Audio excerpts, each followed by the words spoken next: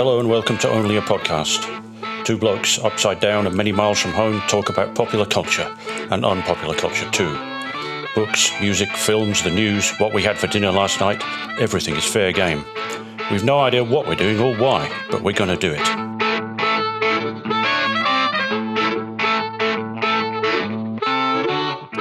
Kia ora koutou. Hello everyone. Welcome to episode 26 of Only a Podcast. Say hello, Captain. Hello, Captain. How you going? You all right?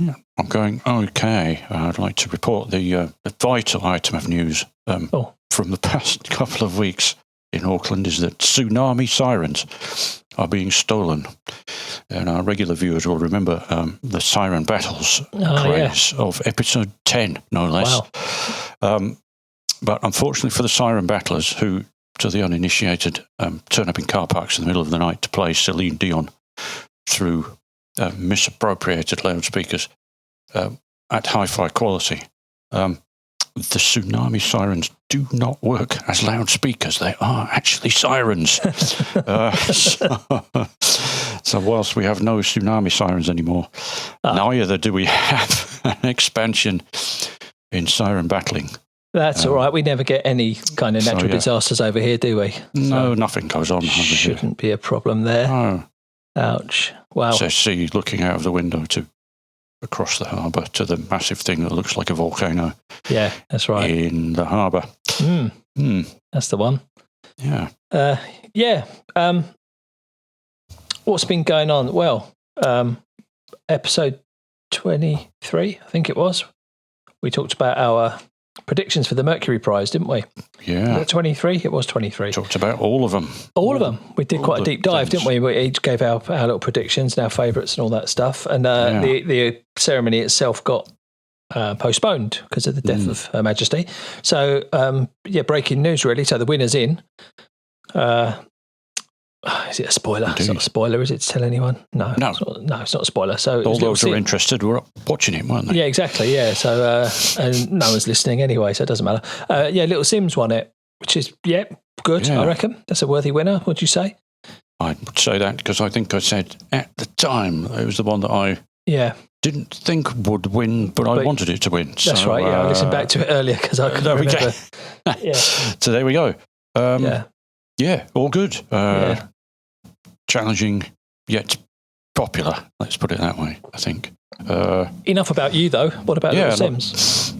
She done all right, eh? Yeah, done all right, yeah. So I was way off the mark. I thought Nova Twins was going to win it, so I was way off. But there we go. It was good listening to all that music. It was nice to dive into some new music. Yeah, quite a bit of which I don't do as much as I should. No. But speaking of new music, as well. It's stuck. It's still. Yeah, that's right. Still on the list of some of that stuff. Yeah. Yeah. Speaking of new music, an old pal of ours, who's now fronting a band, they've just released an album, haven't they? They have. Yeah. Do you want to tell us about it?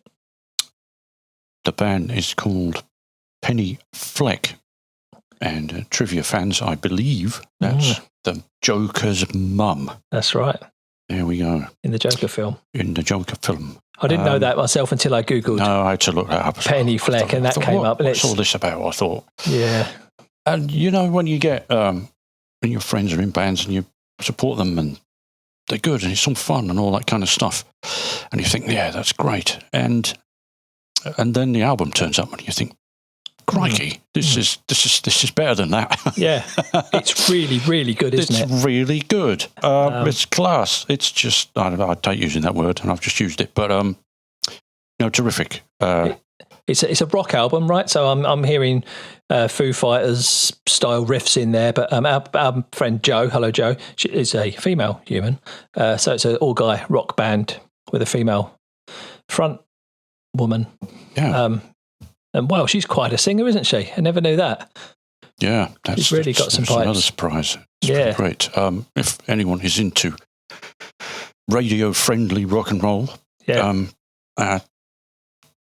rock music, let's put it that way. If anyone in New Zealand listens to Hauraki, then this Penny Fleck album will be right up your street. Yeah. We'll put a link in the show notes to it on Spotify.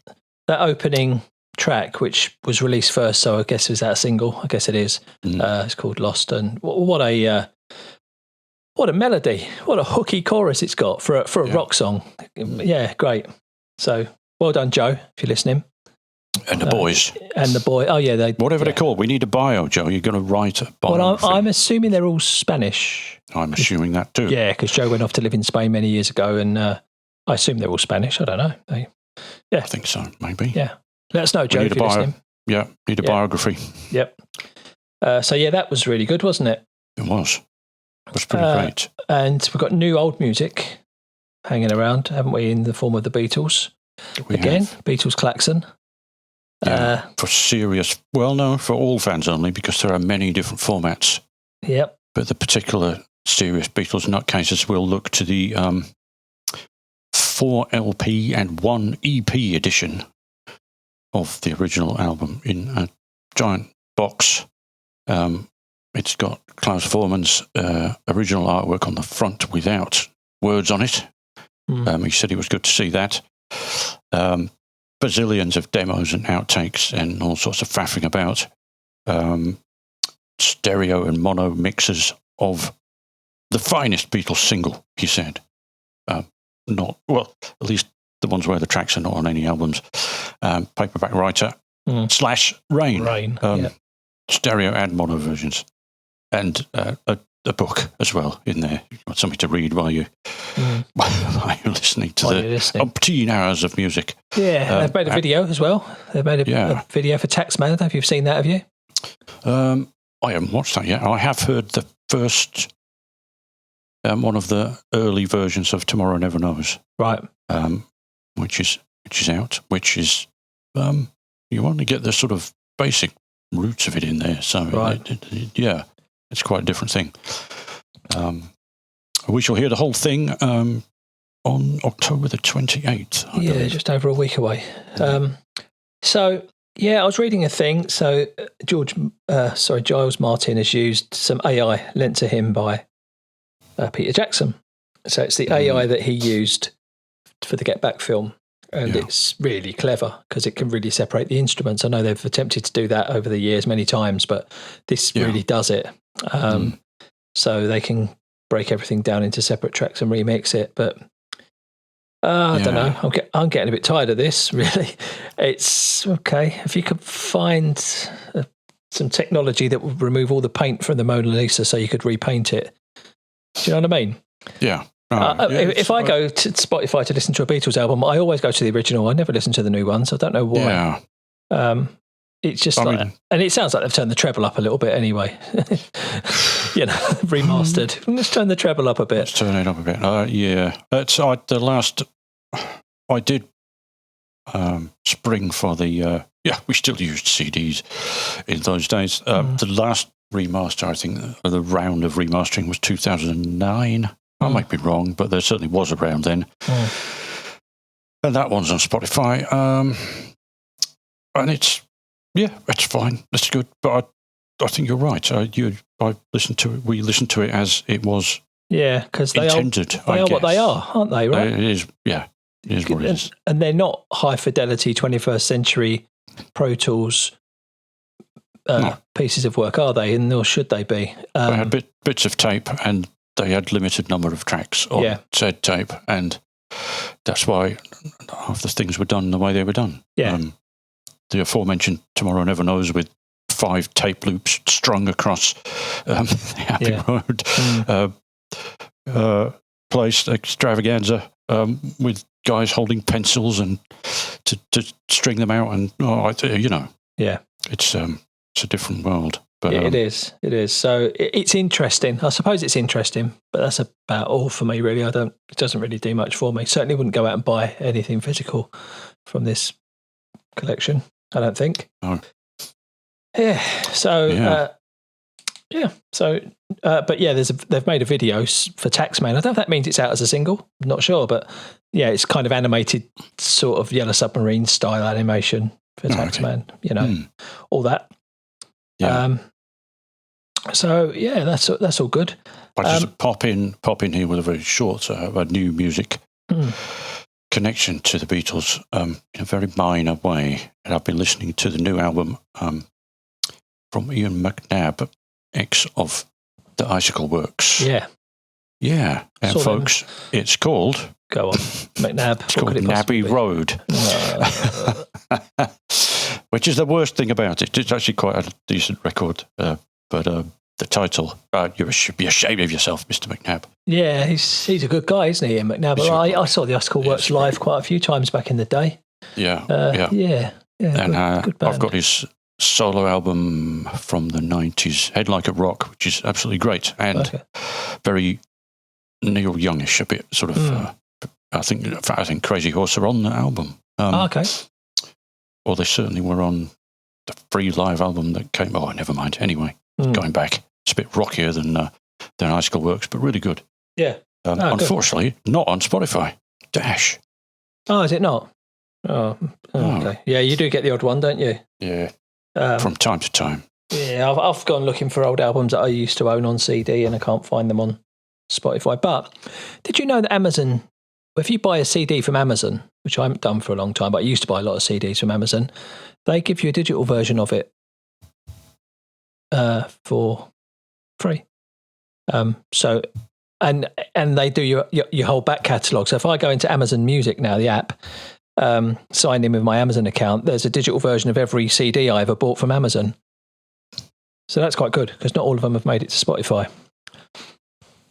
And I dumped all my CDs when I moved, when I left the country, so I haven't got any CDs anymore, really. So there we go. Yes. Yeah. I got a little rant. Oh. Cookbooks. Oh, modern cookbooks. Right. New cookbooks. Now, they take a recipe that we all know. We all know it. A classic recipe. Spaghetti bolognese, whatever. Chili con carne. And we know how to cook it. Yeah. But because it's a new, it's this classic recipe, right? I could make any of those things without a recipe book. But because it's a new chef, I say chef, they're not always chefs, are they? Usually TV celebrities that write these cookbooks. But they have to make it different. Just so it doesn't look like they've just lifted a recipe from somewhere. And they just make them really difficult. And, you work your way through them. It's like, you have to get every kitchen utensil out that you've got. If you follow it to the letter, you have to grate your garlic and shred your carrots and dice your this and, oh, God. And just a little, I just needed to have a little rant about that. They just, remove mince from frying pan, put in bowl, then put your onions in. That's right, yeah.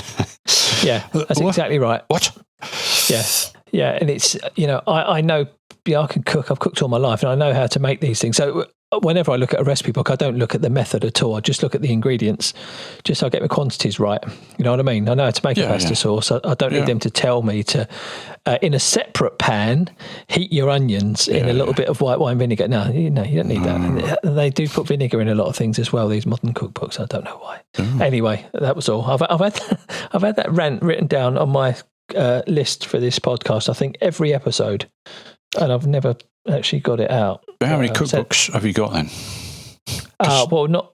Because that's mine, you see. I have got a lot, but the ones I actually use, could be counted on the fingers of one finger, pretty much. Kind of thing.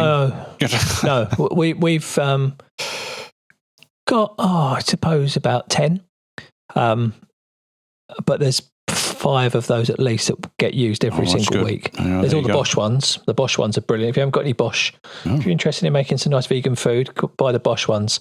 Which leads me actually into the what do we call it? Channel surfing.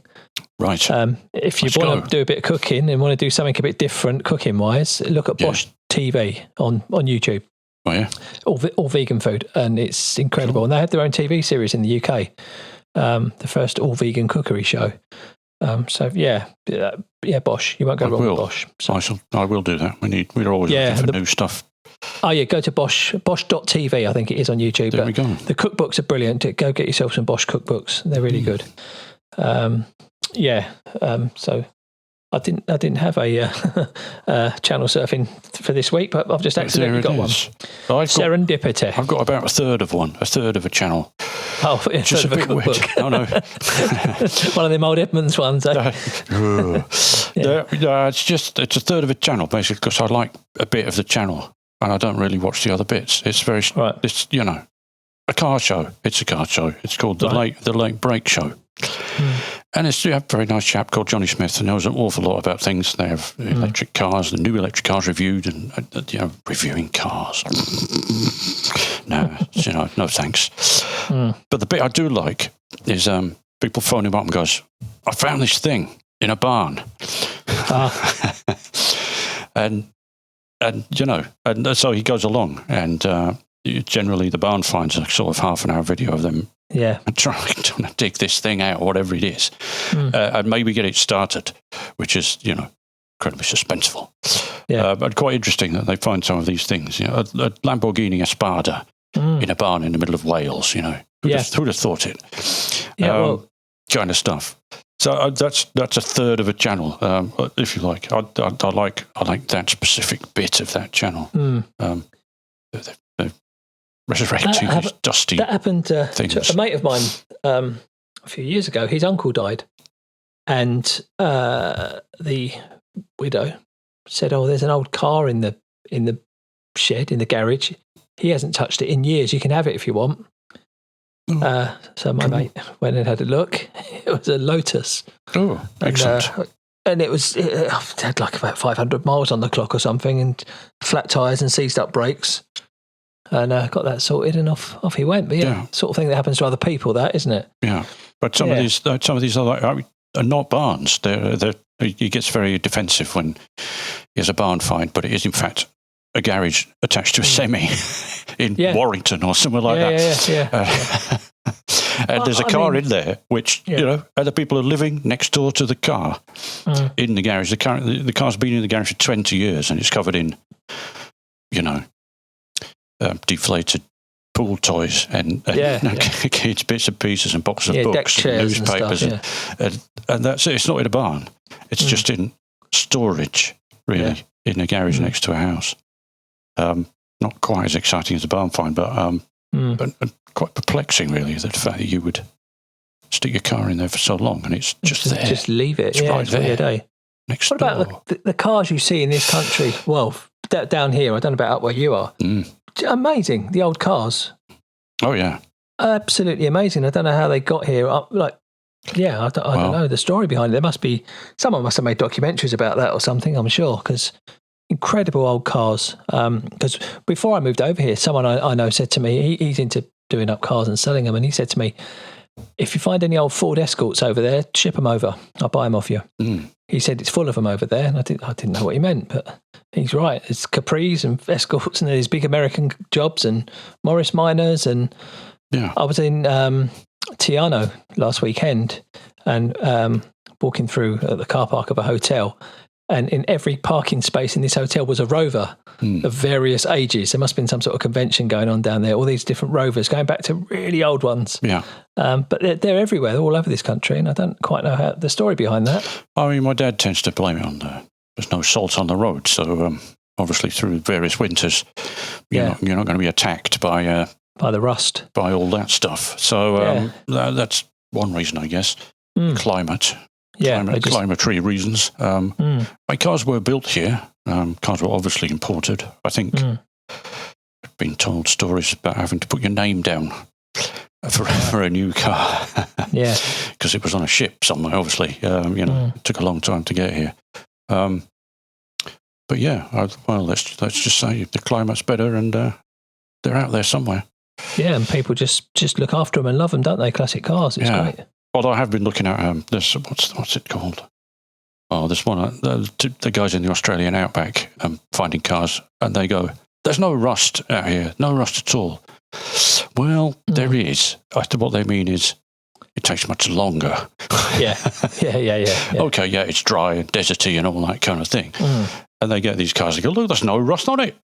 And I'm sitting there going, "Yeah, there is. Look at all that rust." But to them, no, the fact that it's actually holding together is is the thing. Yeah, interesting. Or not. Or not. Yeah, probably not is probably the word, but there we go. Internet radio stations. There we go. Rusty cars to internet radio stations. Right. Do you ever listen to internet radio stations? As in internet-only radio stations? Not really, no. If it's not on if it's not generally, I don't think so. No, I can't think of any. If it's not on the, I do listen to radio stations whilst I'm on my computer.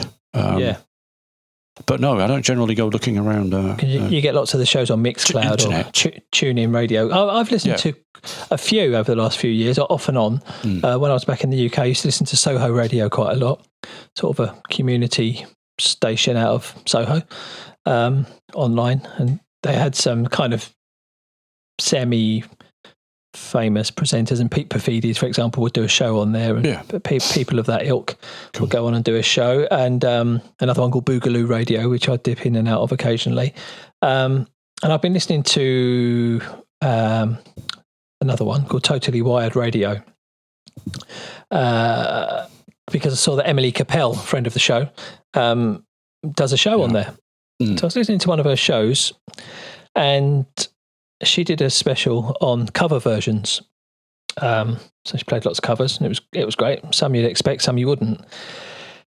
And she got to almost at the end of the show, and she said, "Right, this one's not really a cover version, but it's a song of a poem.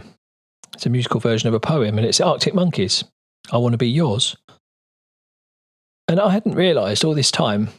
It's on the Arctic Monkeys AM album, and the Arctic Monkeys fan will know the track, I Want to Be Yours. I've always really liked the track. I thought these lyrics are brilliant. Well, it's the John Cooper Clarke poem, I Want to Be Yours. Yeah. I never knew this. Oh. And I love the poem, I love the song. Yeah. I've never connected them until she said that. And maybe everyone knows that and I don't. But if you're a fan of John Cooper Clarke, have a listen to that, I Want to Be Yours. They've really done now I'm listening to it differently. Now I realise it's the poem. I mean, there's probably a whole exegesis here that we could do about the lyrics of John Cooper Clarke and Alex Turner being, the poetry of the common man, basically, that kind of thing. It's references to riot vans and Mardy bums and all that kind of thing. Exactly. It's akin to Mr. Clarke, who has obviously had this spoken word things turned into full productions by Martin Hannett and various other people in the past as well. So it's it's a tune. They are tunes also. Wow, we could devote a whole show to that, I guess. We could, but I never knew that. Never made that connection, and I feel a bit stupid. And then I looked at the Arctic Monkeys have just announced a tour. Yeah. Ye gods, have you seen the venues they're playing and the number of nights they're playing them? They must be playing to like millions of people. Yeah. They're huge, aren't they? They're really very big. Jai flip enormous. Which, the first time I saw them was in 2006 in the much dilapidated and yet to be resurrected St. James in Auckland, and it was like the Beatles klaxon. It was like going to see the Beatles or something in 06. They were on for 45 minutes. Yeah. And normally I would have been feeling incredibly shortchanged, but it was such a sort of vital energy, experience. It was absolutely brilliant. And I've seen them twice since, increasingly large things. And yes, you're right, they're obviously even more stratospheric. The last time they came over here, where were they? Were they down in the Enormo Dome? I mean, that's only 12,000 people. I saw them at the Big Day Out, which is pretty big, I guess. Yeah. That's why it's called the Big Day Out. But they could.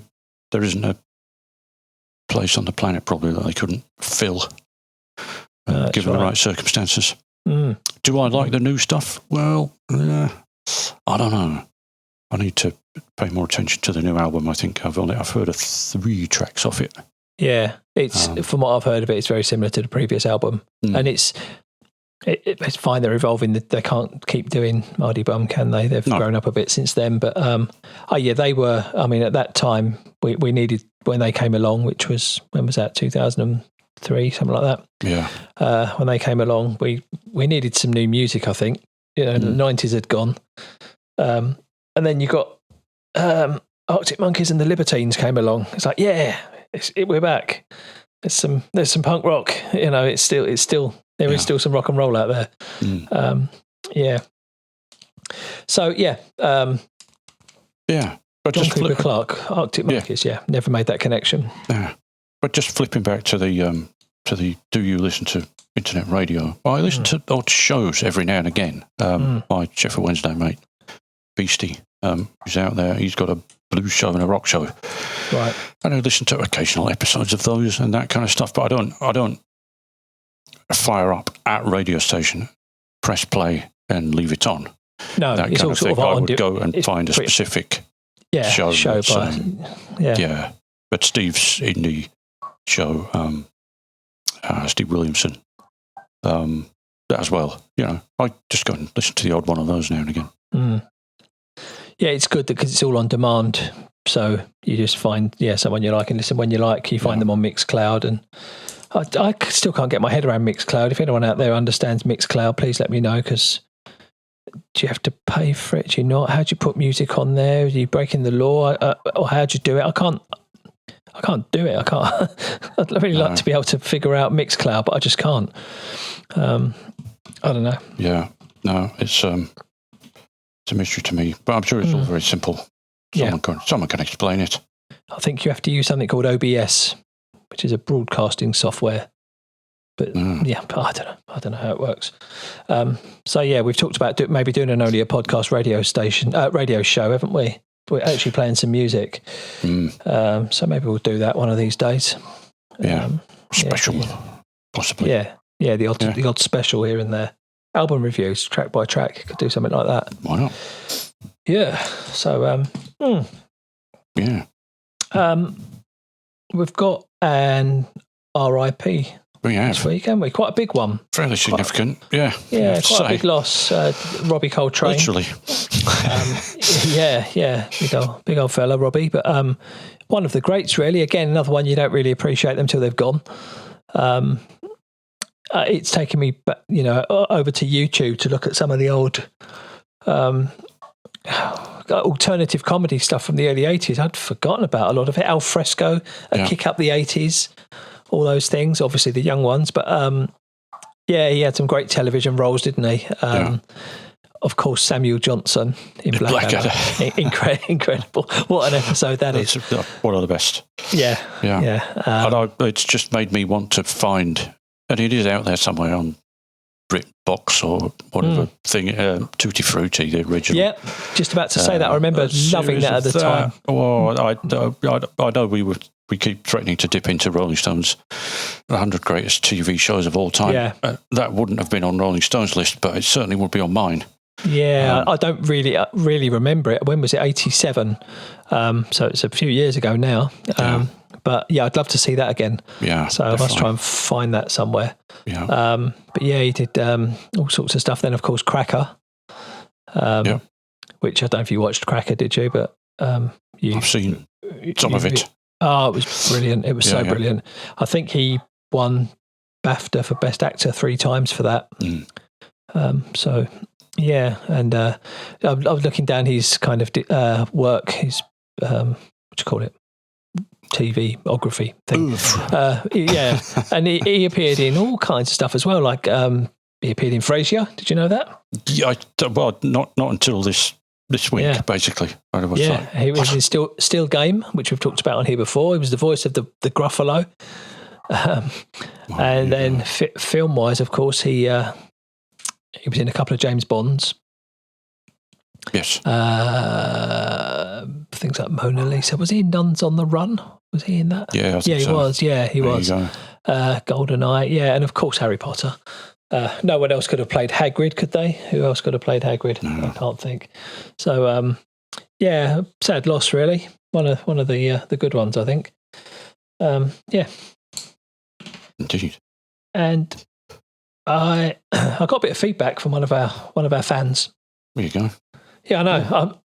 It's like trying to work your way through all the feedback we get from all of the fans all the time. It can be tiring, but there aren't the hours in the day to sort it out. We're going to probably have to think about employing someone at some point. But going back to our last episode, I think it was, where we talked about bands that are given a "the" in their name when they don't have a "the" in their name. No, it was episode 24, and my mate Hannah, hello Hannah, has said. Just listen to the pod. Your mate's not getting the plural thing, but you are 100% correct. Because my theory was these bands that have get given a "the" are almost always plural type bands, like the Rolling Stones or the what was it? What were the examples? The Eagles, the Carpenters, all those. I said I think it's a strong theory. She said it's not just strong. You have the correct answer. So she's put you in your place, Captain. So apologise next time you see her. Next time, you'd come over here and say that. And there was a quick comment today from Phil Walter, who basically talking about the. Yeah. And he said, "Well, is that the name? Because then they should be called the." Yeah. What they call them in Yorkshire?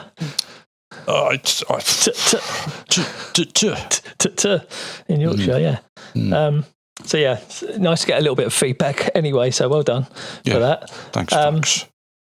And I've done, or I'm going to do, I've written on my list here, Conservative Party ? Do we need to talk about that? It's not really a comedy podcast, is it? It's not. Well, it's just a comedy of... We're talking comedy of errors or something like that. I don't know. I read something this week that basically the current Prime Minister of the UK is either phenomenally stupid, possible, a raving narcissist and doesn't really care what happens to anybody else, possible, or a combination of both. There you go. There's a little bit of politics there, Ben Elton style. We said we won't do politics, but oh man, just got to comment sometimes. Yeah. Anyway, she won't be around long, so we'll be on to the next one.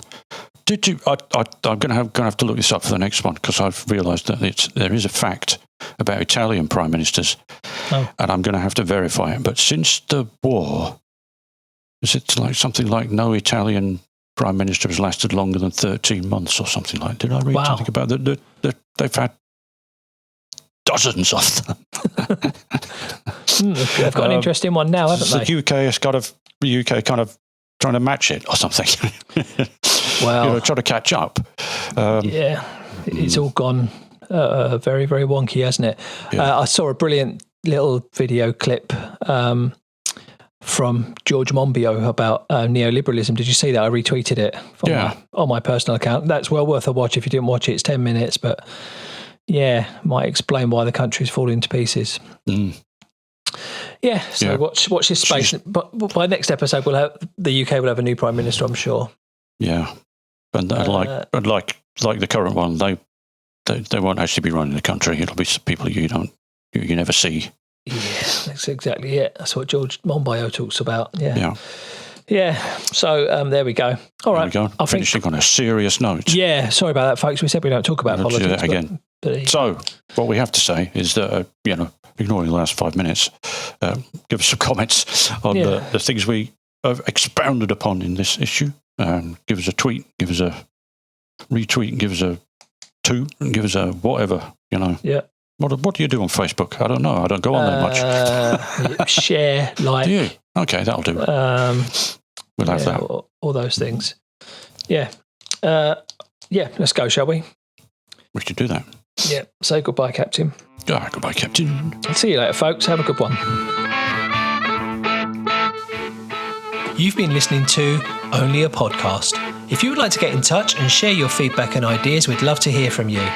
Go to onlyapodcast.com, or you can find us at Only a Podcast on Twitter and Instagram, or via our Facebook page. Remember, it's only a podcast.